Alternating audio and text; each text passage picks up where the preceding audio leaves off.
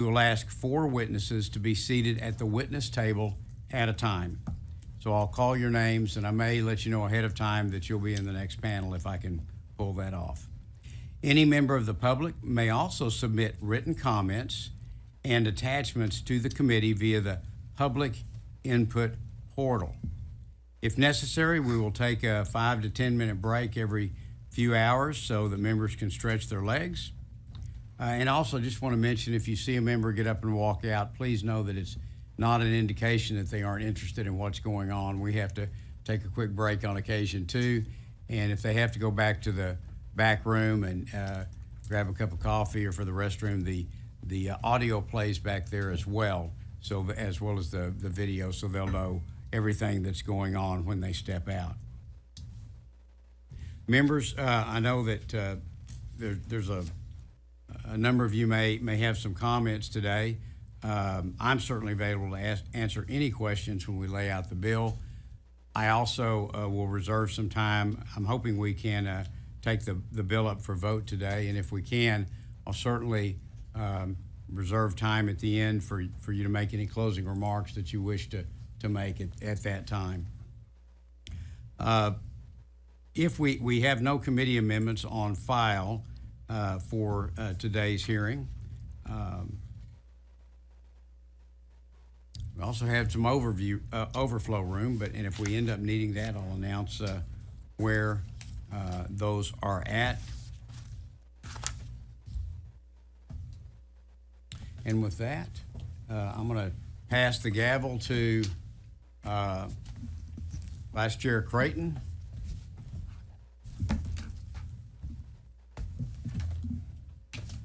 And again, I want to thank everybody for being here today.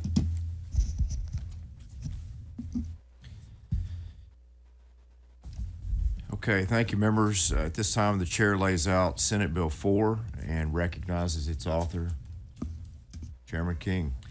Thank you. And members, the layout's a little bit longer on this than we normally do in committees, but this is such an important issue. I'd like to, with your patience and grace, go into a little bit more detail. And I want to thank all the members of the committee who are in attendance today, and we're all taking time away from home and family and business and everything for the special session. The purpose of this layout is to provide an overview of the bill for the committee and for the public. And just a little context of the special session: on July 9th, Governor Abbott called this special session, which began on July 21st, 2025. The duration of the special session is 30 days. All the topics of the special session are set by the governor, not the legislature. One of the topics for this special session is congressional redistricting, and of course that's the subject matter that we have before us today. House Bill 4, HB 4, was introduced in the House on Wednesday, July 30th, and was passed out of the House Committee on August 2nd, 2025. Note that today we are considering the Senate bill, which is a companion, which was filed by me on Monday, August 4th. So the House bill and the Senate bill are identical at this stage. It is the chairman's prerogative to set a schedule for review of the bill under our Senate rules. My goal is to complete redistricting within this 30-day window offered by the current special session. Now, there's been a lot of activity on the House side, but we today are focused at our job at hand for the Senate, which is to address the bill before us. Now, I want to take a moment to discuss the public input we've had on redistricting. I want to take us back to 2021 because all of the data that we will be using and are using for this redistricting process is from the 2020 census data. So since 2021, the Senate has held 21 regional or public hearings And the House itself has had many additional hearings. I think they actually had some in 2019, I think 14 regional hearings in 2019. Now, these hearings have given the legislature an opportunity to hear the public's concerns about the 2020 census data and about redistricting in general. This plan, as I said, is based on the 2020 census data. 4 Senate regional public hearings and 1 additional public hearing specifically for invited testimony have been held during this special session. And let me comment a minute on those regional hearings. We divided them up regionally. However, anyone was able to testify on any portion of the state at each hearing if they desired. But we had the South Texas and Central Texas hearing on July 25th, 2025. We had the North Texas hearing on July 26th, 2025. We had the East Texas hearing on July 28th, and the West Texas, which included the El Paso area, on July 29th. Over the course of these 4 public hearings, regional hearings, we heard from 205 individual witnesses. We had 205 people individually testify before this committee. And as we were utilizing virtual testimony and live streaming, we had approximately 3,852 clicks to the Senate live stream that were recorded. In other words, at over 3,850 times, people entered in to watch the hearings online. Testimony included invited witnesses, the names of which had been given to us by the Senate Democrat Caucus chair, and sitting members of Congress. Congressman Mark Vesey testified, as well as Congresswoman Lizzie Fletcher, Sylvia Garcia, and Congressman Al Green. We provided the opportunity for the public to provide testimony by remote means, as I mentioned, and sessions were held on Saturday and after hours. We were aware that some people might be prevented from participating due to a long drive, the long distance obviously from Austin if we had the hearings here, or by work or family obligations. And so we did this in this virtual fashion so that as many people as possible could offer their input. And we had just that. We had people testify from all over the state. It was interesting how many people said, thank you for doing this. I'm down in the RGV today, or I'm some other place and I couldn't be there, or there's a House hearing that I wanted to attend and couldn't get to, or I went to the House hearing and wasn't able to testify, so I appreciate y'all doing this today so I could do this without driving again to Austin. In addition, on August the 6th, the Senate held, this committee held a hearing for invited testimony, and we invited the following interested parties. Again, these were names that were given to us at our request by the Democrat caucus chair, and many of these testified during our teleconference hearings.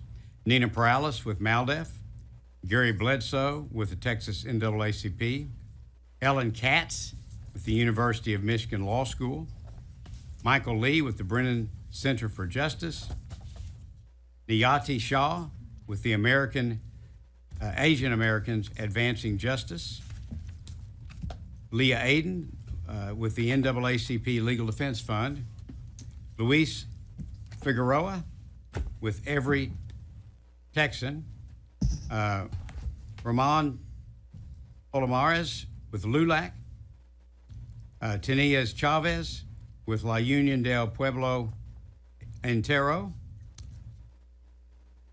and also we invited the entire Democrat congressional delegation. Again, this was all for the August 6th invited testimony hearing. This hearing was held specifically because there were comments at the regional hearings earlier that a map was not available on which to testify, and so we wanted to give these interested parties and stakeholders a specific opportunity to come and testify before the committee on SB 4, on the bill before us today.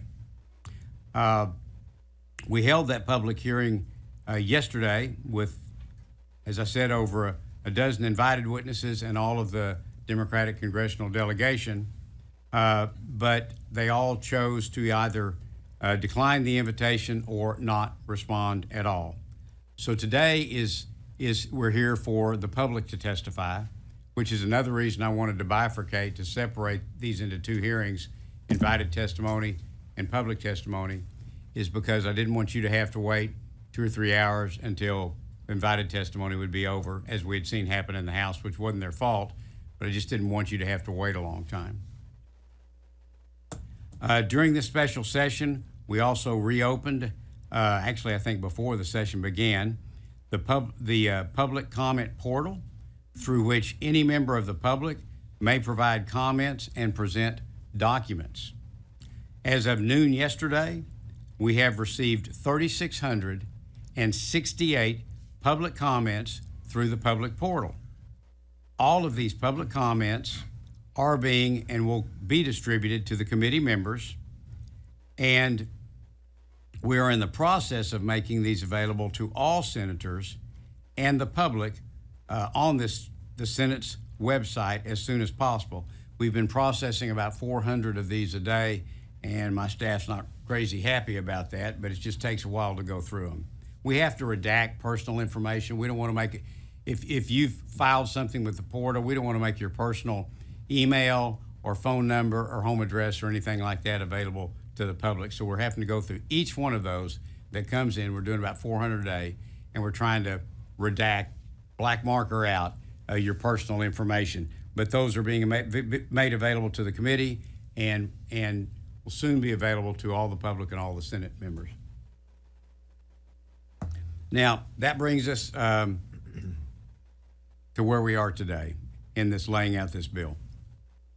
And I want to take just a moment, if I may, to discuss redistricting history and some principles and legal standards. I believe that I'm correct in saying that redistricting has been addressed during special sessions of the Texas legislature as far back as at least 1871, when they did school district redistricting, and then they did congressional redistricting in a special session in 1882. This also includes special sessions in the past 6 redistricting cycles. They did redistricting in special sessions in 1971, 1981, 1991, 1997. That was actually for the education again, Board of Education. We did special session redistricting in 2003, 2011, 2013, and 2021. The 2021 was delayed because the census data did not come out until the Senate had adjourned in its regular 2021 session. So we had to come back and do redistricting in the special session. My point is, the legislature can choose and has chosen many times to redistrict during a special session. And we can frankly, lawfully, and by precedent, redistrict at any time the legislature so desires, including mid-decade, as we are today. And the states have very broad authority. All states have very broad authority. This is recognized by the courts under the U.S. Constitution and its election clause to choose when to do redistricting. Now, the U.S. Constitution requires that congressional districts be drawn with population as close to equal as possible to achieve the one person, one vote standard. We have some flexibility when we're doing House and Senate maps, but we do not with the congressional districts. This standard is from this one person, one vote standard, is from the Supreme Court's 1964 decisions in Westbury v. Sanders and Reynolds v. Sims. It's also grounded in the 14th Amendment and Article 1, Section 2 of the U.S. Constitution. So, for our purposes of this map that we're considering today, the ideal district size is 766,987 in population.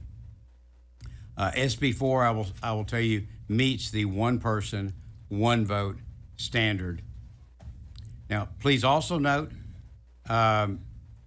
for any of the senators on the committee or the other senators in the body, please also note that any amendments that would be presented in this committee or on the floor must meet this same population criteria as well as all other legal criteria.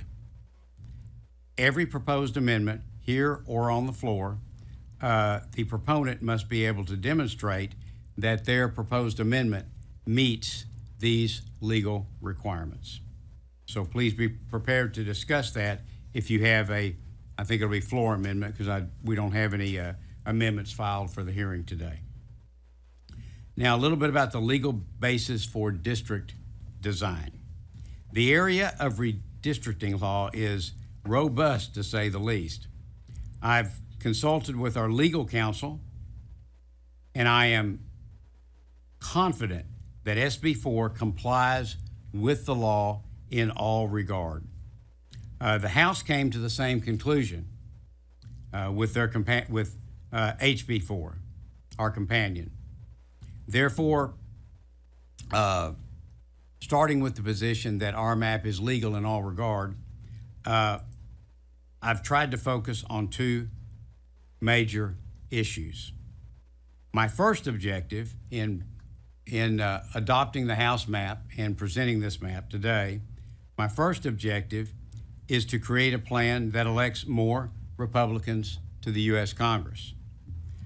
In contrast to the complications involved with race-based redistricting, political performance, in this case, my objective of electing more Republicans to the U.S. Congress, is a permissible basis for drawing electoral districts.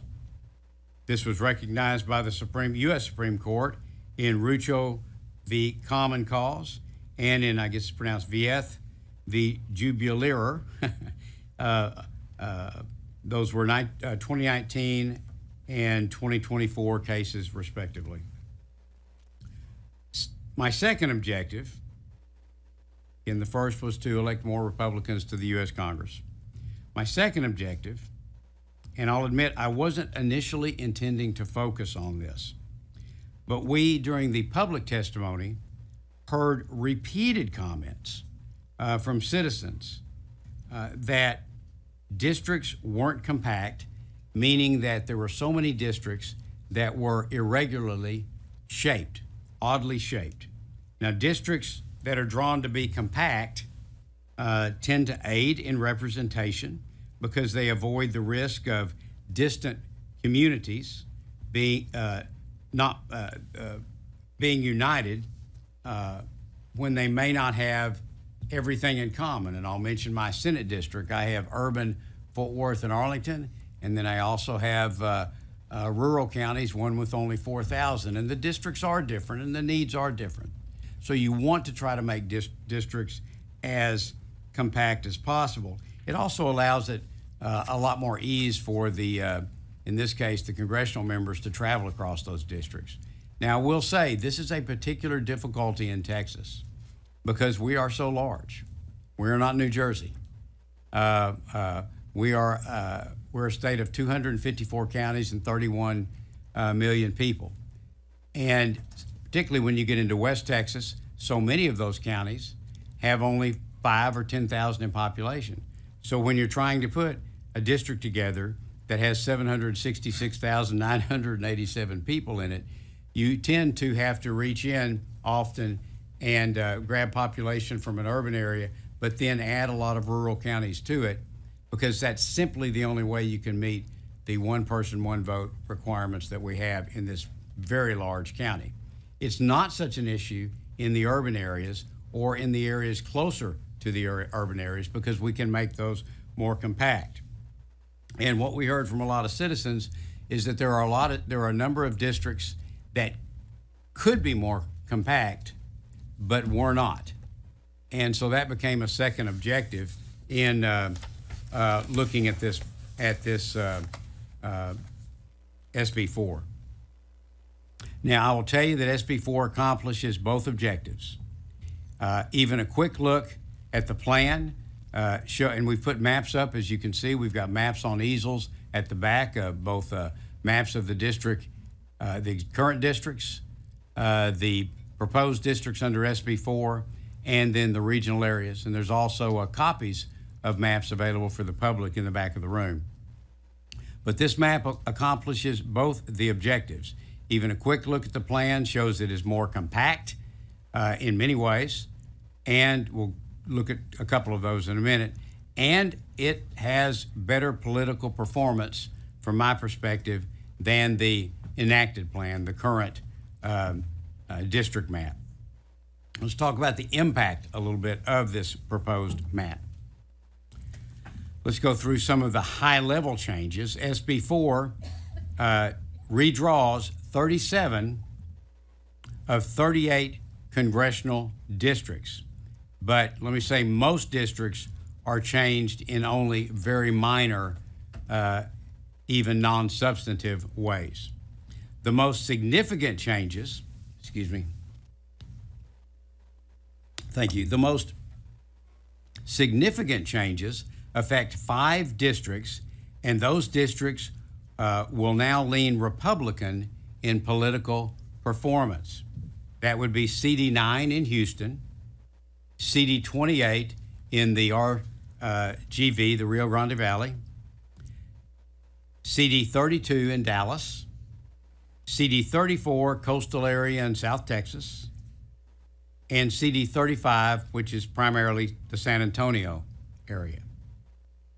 Now, by drawing race blind, which is what I did, I have not looked at nor considered racial data in drawing this map.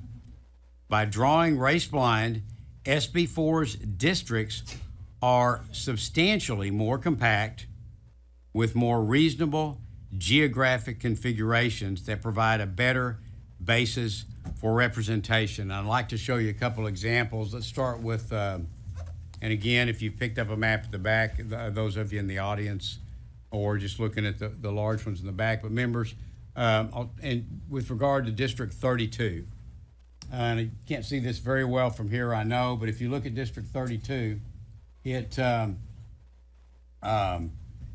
where am I at? 32. Yeah, right, good, sorry. If you look at District 32 as it's drawn today, it covers it's over 2 counties, but it's very disjointed, and I know this area very well. It's very disjointed in the communities it reaches into and the roads it follows, and comes all the way here through South Dallas, up through Central, goes way up into Denton, then it curves down in odd structures and comes here. And the way it is done under this map, it is very compact and combines counties in a very really, I think, appropriate way. Another example is District 35. This is probably the best example. It's one people often point to and pointed to often in testimony when they spoke of districts that were not compact. This district begins way down in Bexar County, and you can see it has some population down here. It gets very, very thin, exceptionally thin, as it converses through Guadalupe and Comal counties, up through Hayes, along Caldwell, and then all the way up into Travis, and then takes unique turns and bends in Travis. In the proposed map, SB 4, you can see that that CD35 is now very compact, very clearly structured, and pulls together communities of similar interest with Karnes, Wilson, Bexar, and Guadalupe counties. So it is much, much more compact. And I'll tell you that the existing district is, I would suggest, one of the most oddly drawn districts in the country today. So I believe the map is much more compact than what we have in the current map. Now, and again, as I mentioned, my understanding is that these 5 districts, 9, 28, 32, 34, and 35, should perform on a partisan basis now for the Republican Party. Again, I want to say I did not look at racial data, but for the committee members in your bill packets, there is census data in the bill packets produced by Legislative Council to which you can refer if you wish to. Again, that is public census data. It is not racial data. Now, in conclusion, I would say that SB 4, which is before us today, is more compact than the enacted plan, the current plan, and it complies with all applicable law. We've had plenty of opportunity for testimony with regard to redistricting and census data all the way back literally to 2021. And we've had a lot of discussion and 5 hearings thus far, with almost 4,000 people participating and 205 witnesses just before the Senate. We've had ample opportunity, and no one has presented data or a compelling case that this map violates any applicable laws. So it accomplishes what were my 2 objectives. First, that it perform better on a partisan basis for Republicans, but then second, that it be more compact as requested by so many of the witnesses. And with that, I would do my best to answer any questions, Mr. Chairman. Mr. Chairman.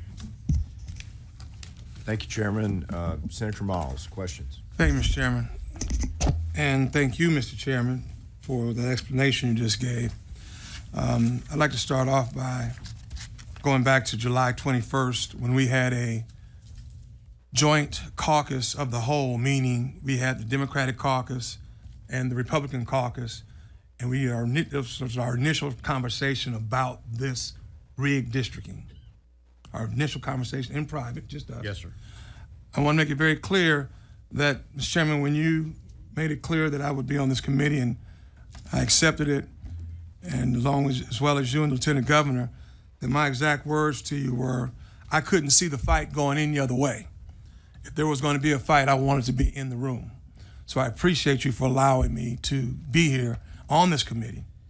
But what I also said to all of my colleagues, to you of all my colleagues, is I've looked at this process, and if we're going to do this, is what I said to you, if we're going to do this, Senator Hughes, I'm going to expose it for what it really is.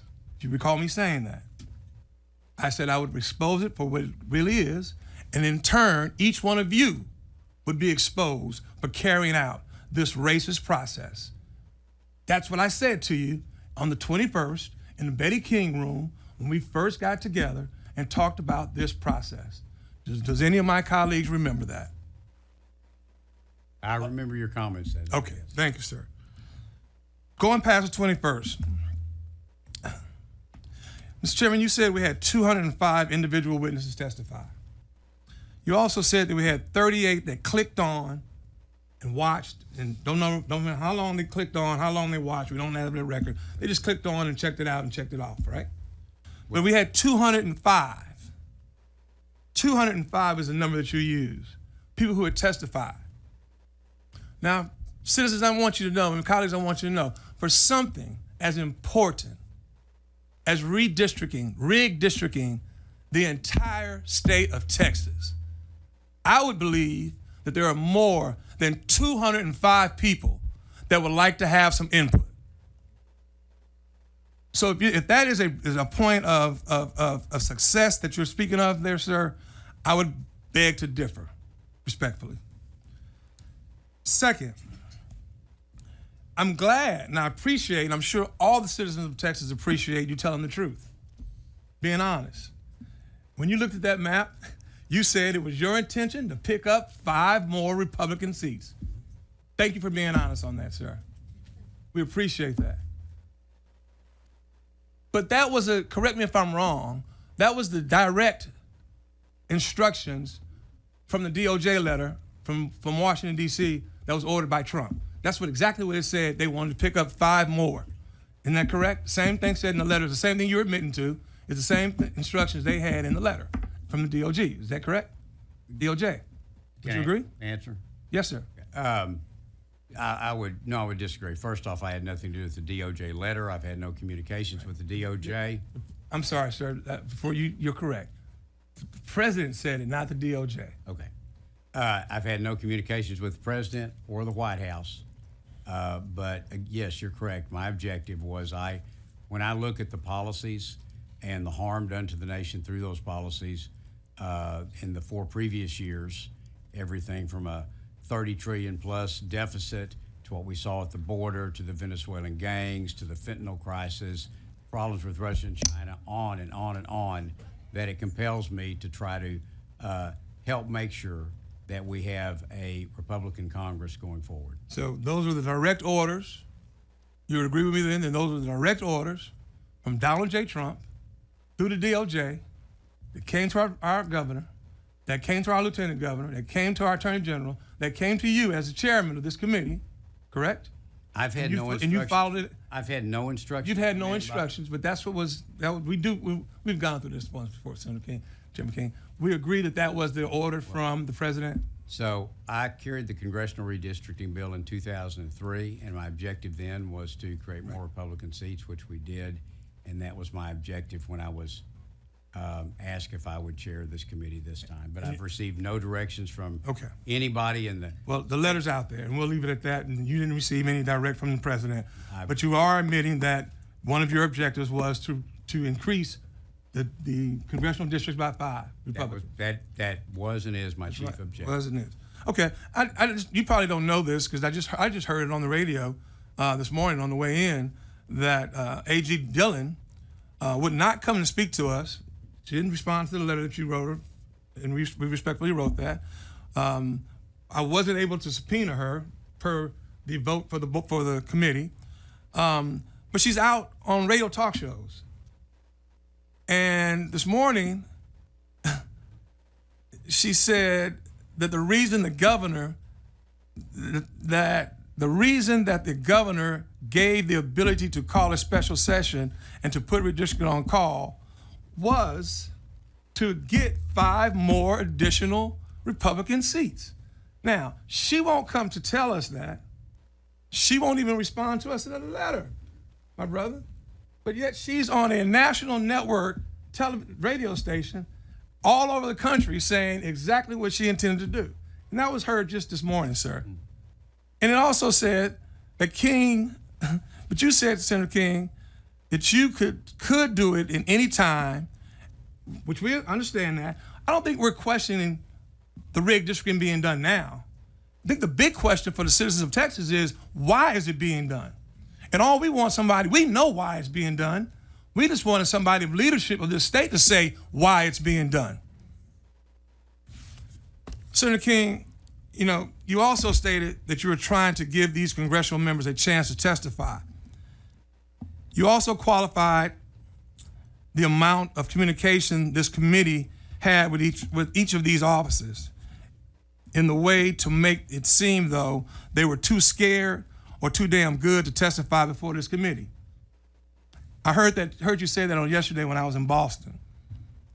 But I also know, at what time of day yesterday did you decide, because you and I communicated, at what time of day yesterday did you decide to let the congressional members come and testify? So we had, as I mentioned... I've got it right here when you communicated with me. Okay. So, thank you, Chairman, I'm sorry. So, at the regional hearings, as I mentioned, we had 4 of them testify. And then you and I spoke on the phone Monday night. You called to ask some questions about redistricting. And I told you that we were having the invited testimony hearing Wednesday. And then you said, well, have you invited the congressional members? And I said, no, I haven't. And based on that suggestion, the next morning, we invited all the congressional members. The next morning? Tuesday morning. About what time? Before 10 a.m. Before 10? Okay. And you expected them to be here. You congressional members, you invited like right at 10 o'clock, 11, closer to 11, you invited them, and you expected for them to be here what time? By 2 o'clock the next day. That's what I thought. Okay. And if I can finish answering that. Yes, sir. Senator King. That was similar to the notice that brought 4 congressional members to testify the day before, or the week before. It is also, they all know we're in the middle of this redistricting. They all know the process. One of them is even a former senator, Sylvia Garcia. Right. They know that there's going to be opportunities for testimony when the bill is laid out, and they know how this works. And so Okay. I don't know how to give them longer notice, Okay. but based on your suggestion, early the next morning, we started the process, and by 10 o'clock, I notified all 12 of them, and we did follow-up reach-outs to see if we could accommodate that. And I thank you for that, Senator King. Senator Miles. You know, although they may not have been here on yesterday, Senator King, you know that they did testify on House maps, on the House map, which is the same map that you filed. You understand that, right? Yes. Last Friday at the House Redistricting, rigged districting committee hearing, a large number of Texas congressional Democrats took their time to be here in person and testify against this map. I can specifically point to the following congresspeople: Greg Kazar, Jasmine Crockett, Lloyd Doggett, Sylvia Garcia, Al Green, and Mark Vesey were all here to testify on that same map. They testified to the constitutional issues of the VRA issues on this map. They told the committee that this was going to hurt the American people at large and their communities specifically. They embodied the most American of virtues, defiance in the face of oppression. They spoke up and they spoke out on that same map that you filed, SB4. This is the same map that was filed in the House. There are no differences except for one has an S and one has an H. If they choose not to accept the invitation to appear yesterday, that does not take away from their outcry they have made regarding this map. They still feel the same way, Mr. Chairman. We as a committee need to be honest with ourselves. No matter what is done today or tomorrow regarding this map, this is all just a political theater at its finest. And we've been playing it very good in this redistricting.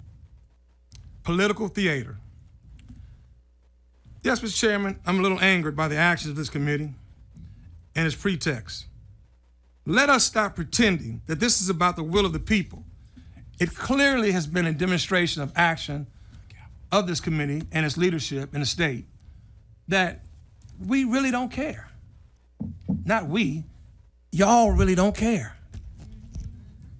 Hundreds and hundreds of people have testified before the map came out and after the map came out. And it's done nothing to change the minds and directions of the leadership of this state, Mr. Chairman, members. Nothing. Hundreds of people have testified. When we began this hearing, Mr. Chairman, it was stated that your intention was to wait for a map to come over from the House, correct? But when it made clear that this map would not pass the House representatives because of lack of quorum of members, Senate Bill 4 was referred. Now go think about that.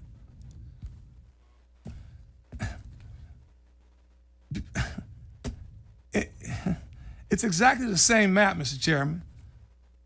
The same copy of the congressional map put forth by the House Redistricting Committee. It is an exact map that breaks apart our minority communities and dilutes black and brown voting power, Mr. Chairman. It's as if the chambers were told, this is the map and this is what it's going to be, point blank, period. I have to ask. Were we told that? Were you told that? And I'm sorry, could you restate that question? I would have to ask that somebody must have told you all that this is going to be the map, point blank, period. The same map that's going to break up black and brown voting powers. Because it's the same map as the House. Senator King. Thank you, Mr. Chairman. And I want to correct one thing. My staff just corrected me that when we posted for Wednesday's hearing, we posted that on Monday. And as soon as we did, my staff emailed the staff of every senator on this committee and asked them to be sure and invite anyone they wanted to come to the invited testimony hearing and to just let us know. So actually, we had asked the Senate members to let us know of anyone they wanted to attend, congressional or otherwise, on Monday. So anyone they wanted, huh?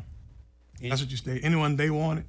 Yes, anyone that they wanted, anyone that you wanted or any other member wanted to testify. Understood. Let us know and to go ahead and invite them. But the question at hand. The question at hand. So I think I'm correct in saying that anytime I've been asked about this, up until the time I decided to go ahead and file the bill, I had said that I was not sure if I would be drafting a bill or if I would wait on the House. As I watched along, as you did, the House hearings, as I learned about this map, no one ever handed me a stick drive with a map on it. No one emailed me anything and said, file this. Nobody did anything like that at all, from inside this building or outside this building.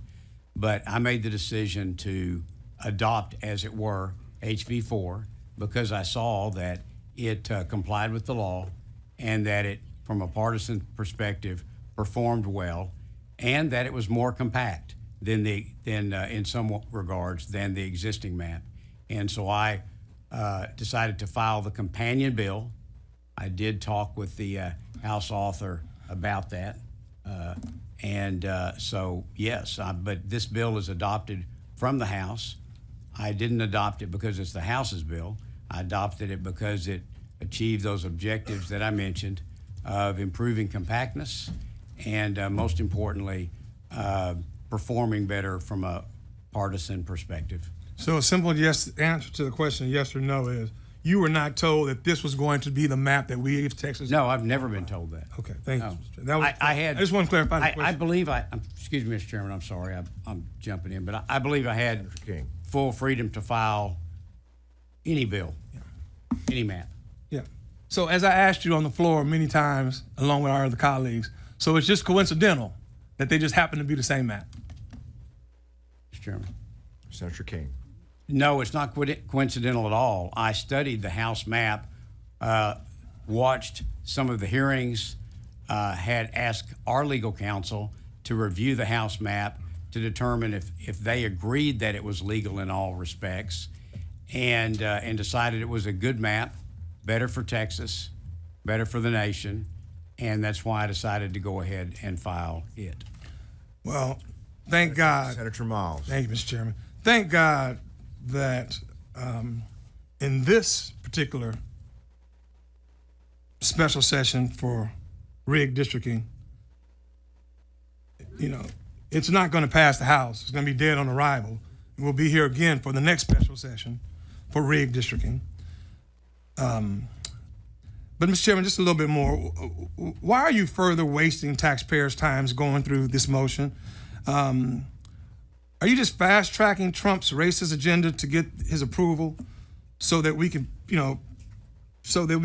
put it back on and so he can say to you, good job, Senator King, good job, Senator King? Because we all know that now that the House is gone, this Senate 4 map, as we see it right now in this particular session, was going to die. Mr. Chairman. Senator King.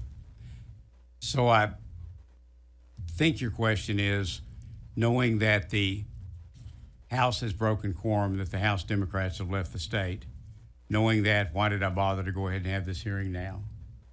I'll say that I thought about that a lot, but we don't know for sure. I think the last count I saw, they had 94 members present. They only needed 6 more to have a quorum.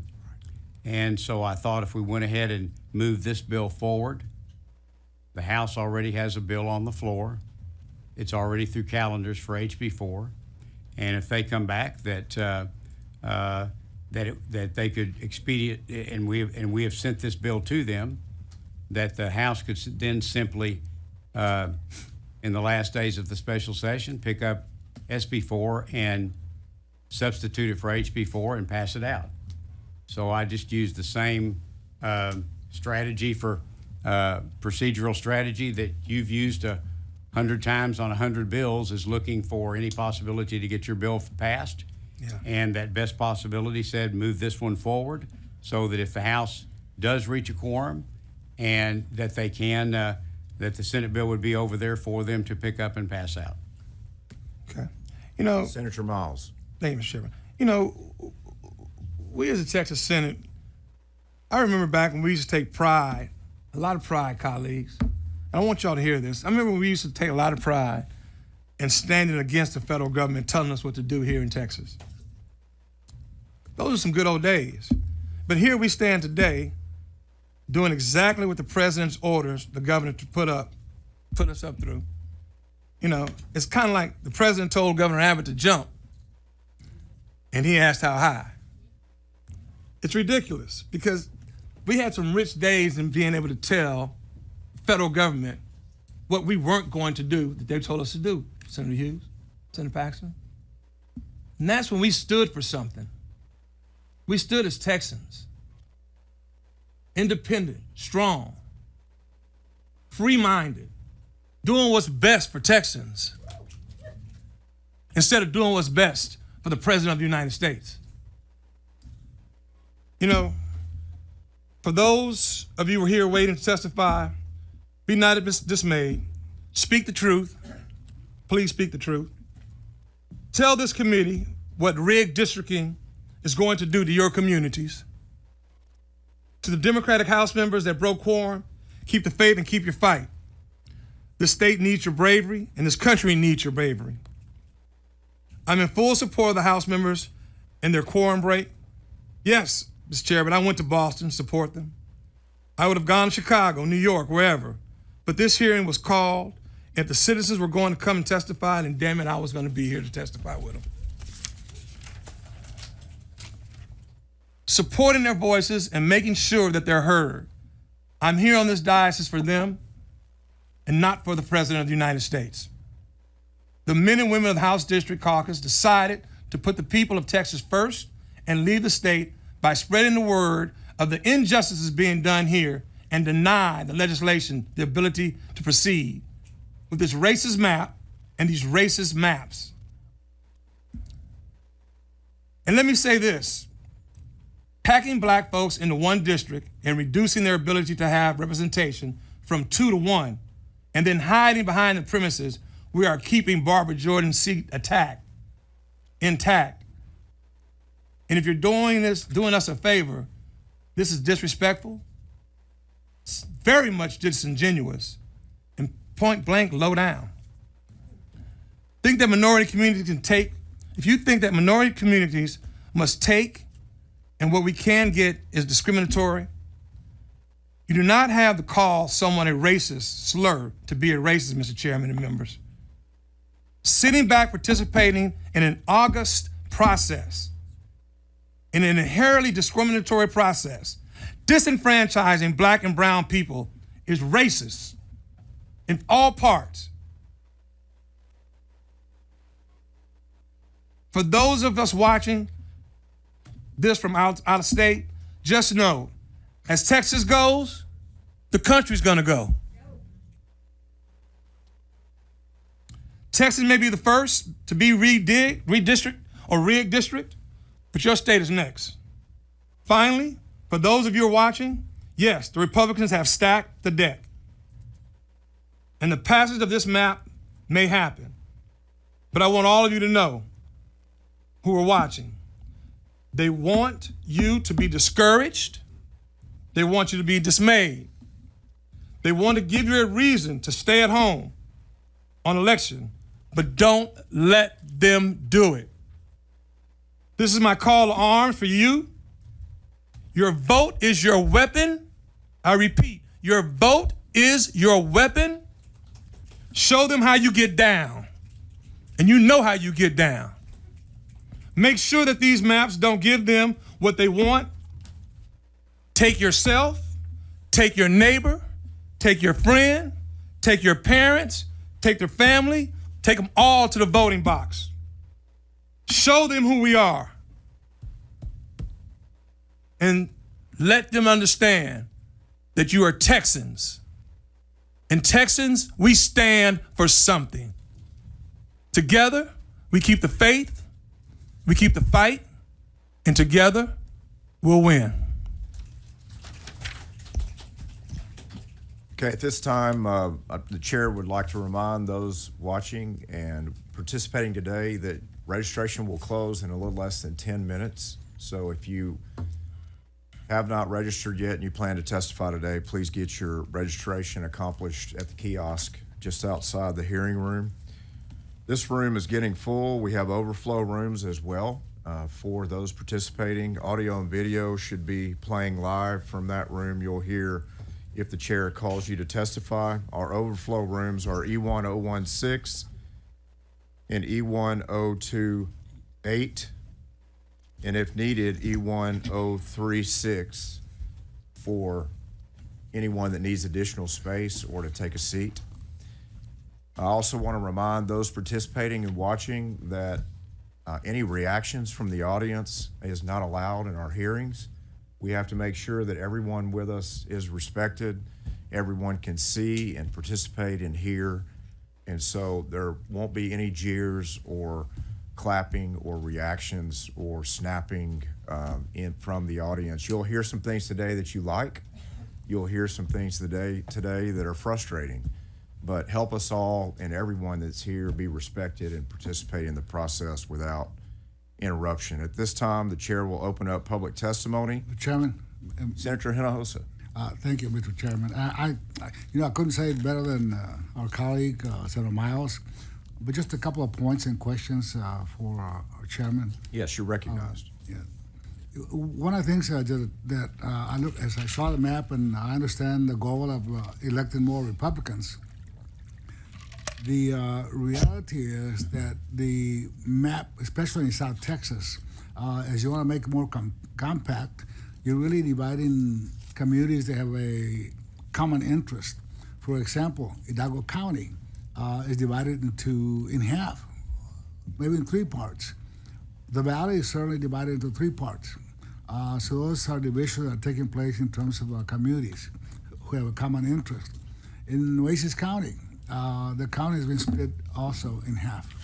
So that's dividing our communities of interest. And I also know that you didn't look at any racial data, but I don't think that really matters. What matters is the result of that, and the result of that is discrimination against minorities, people of color. And the other comment I will make is, I know you went and pointed out about President Biden's administration, inflation, and what have you. I don't think that's useful for discussion here. I think we ought to just stay focused on the map that's before us, Senate Bill 4, and not get into all these other side issues that maybe we agree or disagree what President Biden did or didn't do, or what President Trump is doing or not doing. It would just stay focused on the map. Thank you, Mr. Chairman. The chair would ask the clerk to show Senator Parker as being present, and Senator Hughes, you're recognized. Thank you, Mr. Chairman, and I thank each member. I thank each witness. We look forward to hearing from everyone, regardless of your position. And so, Chairman King, you talked about the motivation behind the bill, and redistricting is, I don't think, surely no one would dispute that redistricting is a partisan process. Always has been, always will be. We are a republic, a democratic republic, and there are votes and there's majorities, and those decisions are made. But let me ask you, Mr. King, Chairman King, you mentioned that there's a national discussion going on about this. Let me just ask you a couple of questions. Have you heard remarks by the governor of California and the governor of Illinois and the governor of New York criticizing this process and accusing us of being partisan and improper in what we're doing. Have you heard those comments? Yes, a number of times. I have too. Did you know that the state of Illinois currently sends 17 members of the U.S. House? So of those U.S. House members, 17 of those are in Illinois.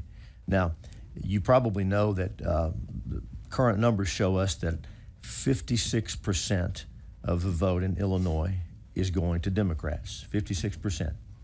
Did you know that of those 17 congressional districts in Illinois, 14 are electing Democrats? So that means though the vote is 56%, 82% of the seats are going to Democrats. Are you familiar with that? I wasn't until a couple of weeks ago when all this started popping up, and I've seen a number of reports on different states, and it's that their districts are drawn in an exceptionally or severe partisan manner. Senator, to your point, as you know that in the state of New York, where they have 26 members of the U.S. House, 26 in their delegation, Democrats get about 58% of the vote, but they have 19 of those 26 districts, 73%. And then perhaps the loudest critic and the one who's threatened to do more redistricting might be out in California. I can't recall the governor's name, but the governor of California. California, for now, has a larger congressional delegation than we do. Of course, their population's shrinking, ours going up, but we're going to catch up to them. We're going to catch up to them if there's a fair census, unlike the 2020 census that undercounted Texas and undercounted red states, but that's another topic. But in the state of California, where about 62% of the voters are voting for Democratic candidates, they have 52 members of Congress, and 43 of those, 43 out of 52, 82% are drawn to elect and are electing Democrats. I would note that they claim to have a nonpartisan redistricting commission there. Doesn't sound very nonpartisan to me. So a little context, Mr. Chairman, as we think about the partisan approach to these maps. And Senator King. And I understand, I was speaking with someone from Massachusetts this morning, and they have 9 congressional members, and although they have a pretty substantial Republican voting bloc there, all 9 are drawn to be Democrat districts. So in Massachusetts, where President Trump got in the mid-30s, almost in mid-30s of the vote, there are 0 Republican congressmen from Massachusetts. 0. Thank you. So, Mr. Chairman. Senator Miles. So, Senator Hughes, what's your point? Senator, my point is that those Is your point that you're angry? Let me ask you your question. We're going to have to keep. We're going to have to keep. Well, it's not okay if I'm still talking. Okay. We're going to have to keep order in the hearing so that our audience and those watching can follow succinctly our discussions and our exchanges. We're going to have to be patient. We don't have a shot clock on this hearing, so everybody's going to have their say. Most importantly, you all that are here to testify. Senator Hughes. No, thank you, Mr. Chairman. And Senator Miles, thank you for your question. A lot of our discussion has been about the partisan nature of redistricting and how those lines are reflected. And there's been a lot of national criticism amplified by people in Texas from other states and other state leaders criticizing this process for being partisan and suggesting that they do it in a nonpartisan way. Yet, Senator Miles, the results of their nonpartisan process yield hyper-partisan results, much more than Texas has today, much more than Texas would have even if even at the end of this process. I think that context from a partisan standpoint is important. That's my point. I hope I don't seem mad. I'm not mad. Senator Miles. So, are you saying it's okay for Texas to do because other states are doing it, but they're doing it in reverse? I'm saying, Senator Hughes. The thing, Mr. Chairman, I'm saying that the national voices that are criticizing this process and are being repeated around the state here need a little context. There's something that's important. You know, I find Senator Miles. I find it very interesting that you're now saying it's okay for Texas to do it because other states are doing it, but they're doing it in reverse. And I've been in this building for 20 years now. and we've always stood tall as Texans. We've never compared ourselves to any other state in this country. We've never risen because the federal government told us to rise. Damn it, this is Texas. Okay, we're Texans. I really don't give a shit what goes on in the other community, the other state. I just care about Texas. And the last time I checked, you represented community in Texas, like I have. Mr. Chairman? Senator Hughes. Senator Miles, thank you. If national voices, if leaders in other states whose voices are dutifully magnified by many in the national media, if they're going to criticize Texas and hypocritically, in the height of hypocrisy, criticize us for what we're doing, a little context this morning. The Senator, that's not directed at you. As you know, I didn't have anything to say about your remarks. Right. That's about the national debate that we all find ourselves in. But when did we as Texans? Senator, we respond. We respond. When did, who's on, who you, Go ahead, Mr. Miles. when did we start responding and succumbing to criticism and peer pressure? Texas, we always apply to criticism and to peer pressure. That's who we are. I never knew that now we're so weak in Texas that we're succumbing to criticism. I'm done, Mr. Chairman. This time we'll open up public testimony. The chair will call Sarah West, Dedrick Wilmer, Amanda McLaughlin, and Janelle Zuberbeer.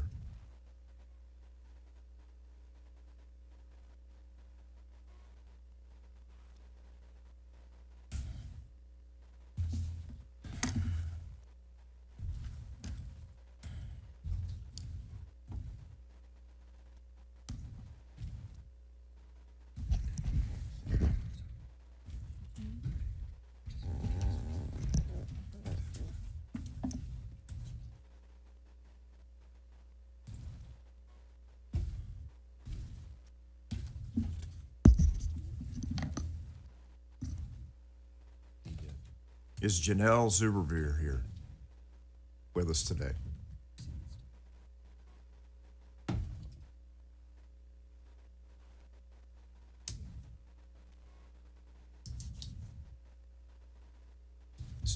Janelle, please come forward. We were giving you time. No problem, no hurry.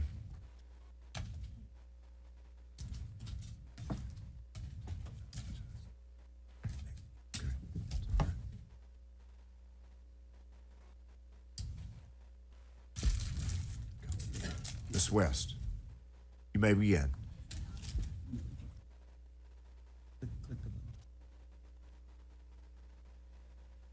There we go. Should be live good now, and if you can, please state your name and if you represent any outside organizations or just yourself today and your position on the legislation. Thank you, sir. Thank you.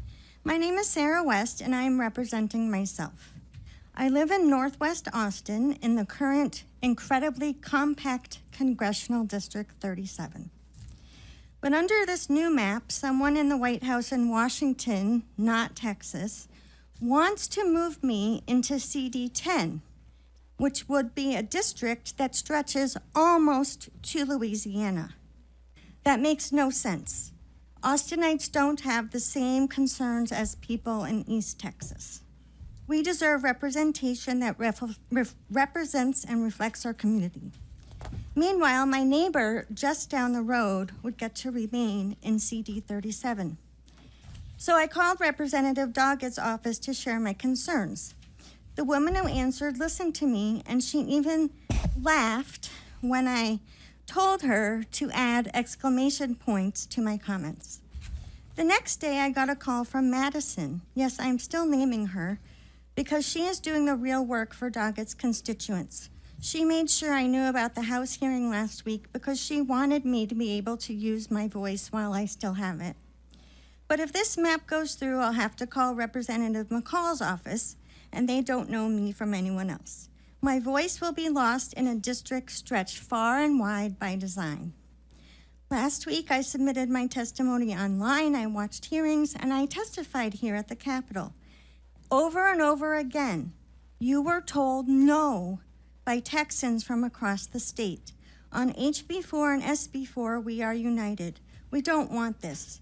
I stand with the House Democrats. They are doing the will of Texans because they understand changing the rules in the middle of the decade is cheating.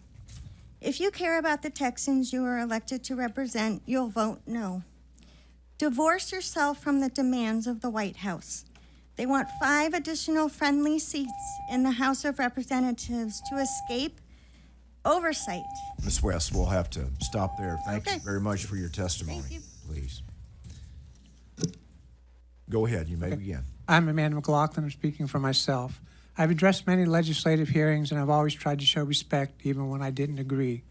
I will continue to show respect, and in fairness, I have gotten respect from like Senator Hughes and a lot of people, but I have also lost respect for many legislators. When did a legislator become about serving a destructive president and serving your own needs above that of your constituents? Everyone knows that this is to get the president 5 more seats. The cost for this is high. This cost is a cold heart that tries to silence many black and brown people and anyone that doesn't agree with the policy of fear, hate, and division. You will try to silence us, but you don't understand the depth of our resolve. I consider the representatives that broke quorum heroes, and I support them. They are trying to defend the democracy you are so determined to destroy. Even if you win this redistricting, you will lose eventually. You can only suppress people so long. People like myself are tired of being bullied and have decided to confront the bullies. No matter how much you try to scare us and beat us down. I'm a transgender woman. I'm tired of hearing about my friends moving out of Texas because they are afraid. For many of you, that is a statement will bring you joy. The joy you feel speaks to how sick this government has become. Fear and hatred now control the actions of many here.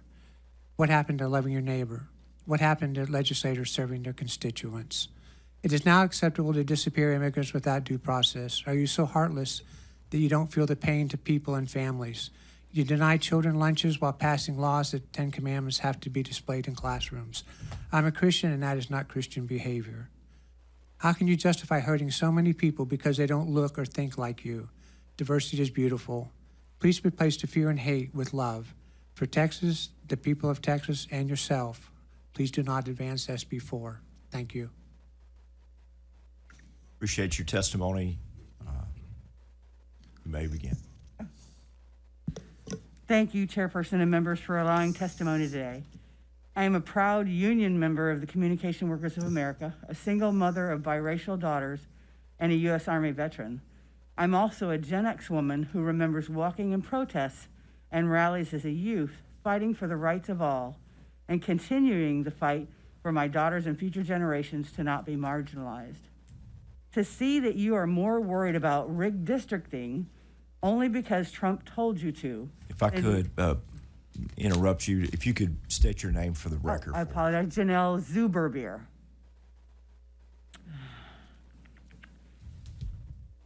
To see that you are more worried about rigged districting only because Trump told you to than you are about the things we have been through recently. But no, you want to spend more time to create this crooked, gerrymandered, rigged districting map that is even worse than the current one we have, and that still has current litigation ongoing, instead of taking care of the issues that matter to Texans. This brazen move increases Republican representation by taking it away from communities of colors is shameful and racist. Texas has a long history of rigged districting against voters of color in the district maps. The racial gerrymandering in Texas has the aura of apartheid era white minority rule. But in Texas, whites like me are approximately 40% of the population, but control approximately 70% of the congressional districts. And in Dallas-Fort Worth area, where whites are only approximately 20% of the population, but have approximately 80% of the seats. Why would you do this to the people of Texas? Government works best solving the problems of ordinary people like me, a living wage, good public schools, and accessible, affordable, quality health care. We need to get politicians out of the map building process. Thank you. Thank you for your testimony. The chair would like to remind the committee that public registration is now closed. Mr. Wilmer, we'll begin with you at this time. Thank you. Okay, appreciate it. Chairman King and Vice Chair Creighton, and the members of the committee. My name is W. T. Wilmer. I'm a proud Texan, a father, community leader, serving currently Harris County Municipal Utility District 248, and candidate for the Congress in the 9th District. I come before you today not just as a candidate, but as a citizen deeply concerned about the direction of our state and this country. Senate Bill 4 and the redistricting process as a whole is not just about maps. It's about power, accountability, and the sacred right of voters to choose who represents them. Let me be clear, I support fair and constitutional redistricting, but I also believe the process has too often been hijacked, not by policy, but by politics. When your colleagues fled the state to avoid voting on the issues critical to Texans, they not protect democracy. They protected seats. They protected feelings. In doing so, they turn their backs on the very people who elected them. People who expect their leaders to show up when it's hard. Redistricting should never be driven by racial fear tactics, unfounded accusation of discrimination meant to shut down an honest debate, but that only delays our real progress. Texas is changing, yes, but that change should be embraced, not manipulated. Our voters are smart. They're engaged. They deserve the opportunity to decide what's best for themselves, not to those decisions shaped behind closed doors or avoided through walkouts or staged media moments with our out-of-state governors. To Senator Boris Miles, and as well as Senator Carol Alvarado, who's not here today, I say this respect and conviction. This process isn't about you, isn't about me. It's about the voters. Let's stop preserving political careers and preserving the people's voice. But let me speak from the heart, Brother Miles. I understand the fear. I understand the concern in real time. In 1992, my sophomore year in high school in Baton Rouge, you all here at Ann Richards, we had to decide on David Duke. There's a talk that someone, maybe even a white nationalist or a Duke ex-gay, might try to exploit this new district as a knife to try to run it right now. I understand where you're coming from, but I trust these voters here in Texas, and I trust them. Mr. Wilmer, Thank you. we'll have to stop there to make sure everybody has the same amount of time. Thank you. Members, any questions for just panel of witnesses? Thank you. Appreciate each of you. Thank you. At this time, the chair will call Monica Gonzalez, Daniel Segura Kelly, Chloe Wilkinson,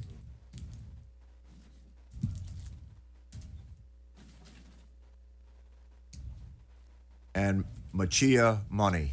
And I probably did not pronounce that first name correctly. If you could help the committee when you approach with the pronunciation.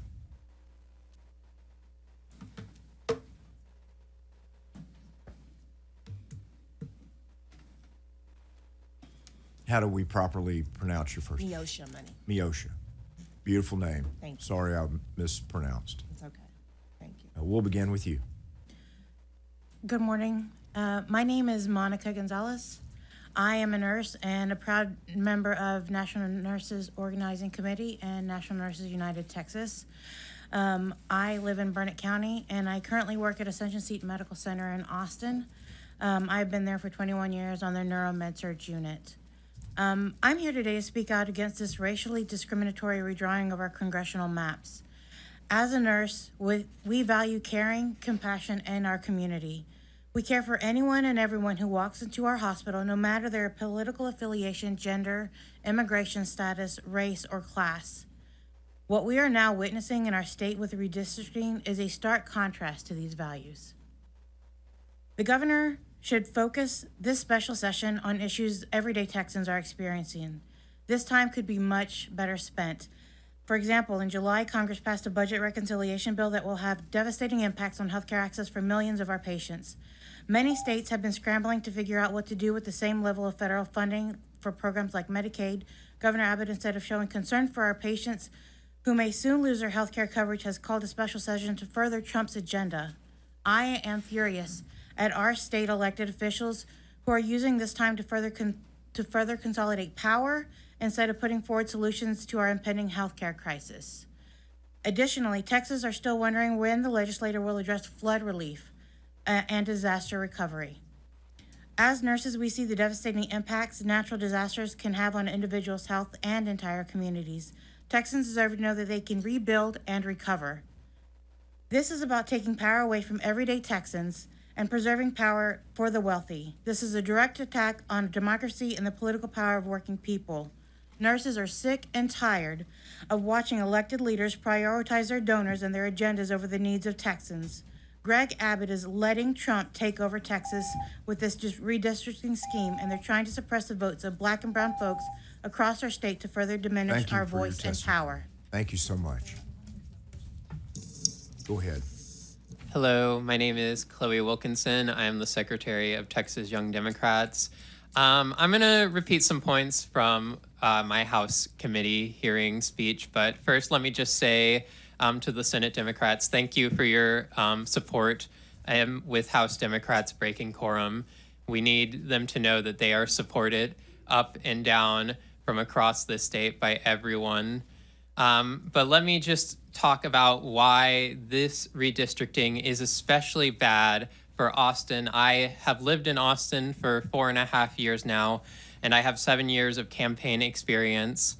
So I do sort of know how this is going to affect us from a field and constituent service perspective.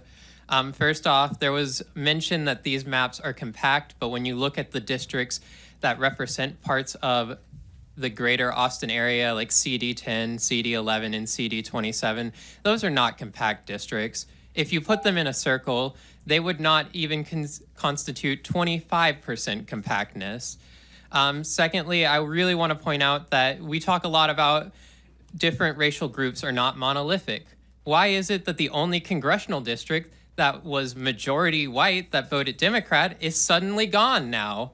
Also, CD37, if you look at it, it is 50% Hispanic, but in reality, because West Austin is completely segregated and is rich white people with a 17% higher voter turnout rate, it is in reality a white district that looks like a Hispanic district. So I really want us to realize here that this map may have been drawn race blind, but it is in fact going to hurt communities of color. Thank you, and I'm happy to take questions. Appreciate your testimony. Hi, good morning, committee. My name is Daniel Seward Kelly. I'm speaking for myself. Today, I'm conflicted because Texans experienced an enormous loss of life on July 4th due to a natural disaster that we could have been better prepared for. Now could be an excellent opportunity to bring Texans together and solve big problems. One of those problems is that Texans believe that the congressional maps have been designed to break communities apart, and they're not wrong to think so. This proposed congressional map violates the principle of preserving communities of interest, and it tears through the southeastern Travis County community of Del Valley, my community. Texans don't believe that our congressional maps fairly represent our communities, and Texas Republicans are now acknowledging that there is a problem with our maps. So we agree, Texans agree, we can be using this time to pass legislation that many Texans want, legislation that would establish an independent redistricting committee. Instead, we're here fighting MAGA Republicans from establishing a one-party state. Many who have spoken have tried to appeal to the rationality of their Republican colleagues. I need to direct my words to Senate Democrats. My uncle was the general superintendent of the Church of the Nazarene. In the Church of the Nazarene, the general superintendent is essentially one of the 6 popes. Another uncle was president of the Nazarene Bible College. I share this to establish my credibility as a former Christian nationalist.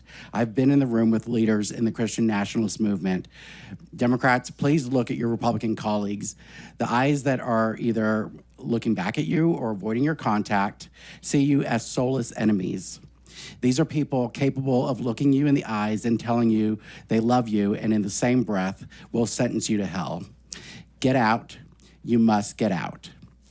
You are not working with people who are here in good faith. I need you to know that these are people who have a depraved indifference to democracy. They intend to annihilate democracy and establish a theocracy.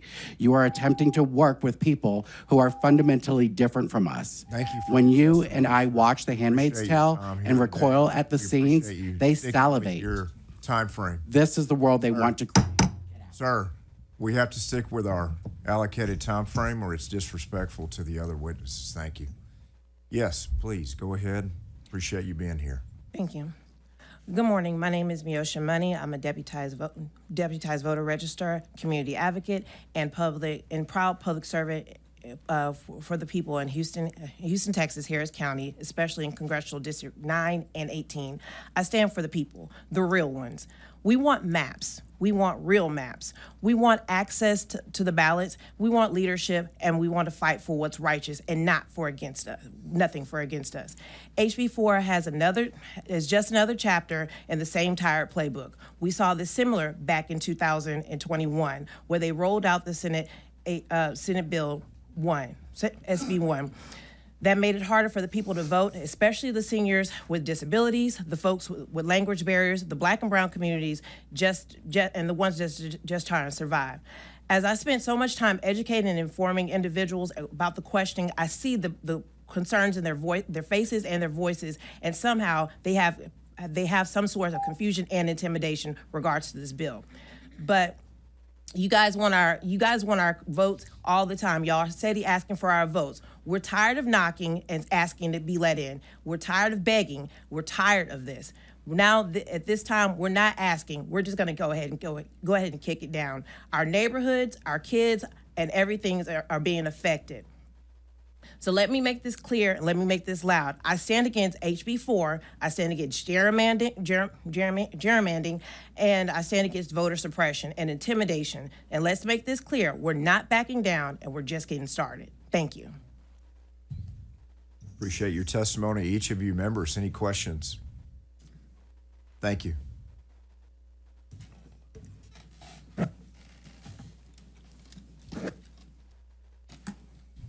Chair will now call Nicholas Little, Veronica Warms, Emily French, and Anthony Gutierrez.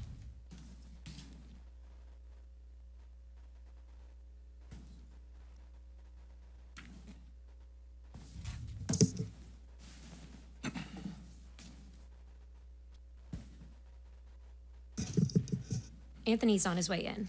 We'll give Mr. Gutierrez time, and we'll begin with you. Go ahead.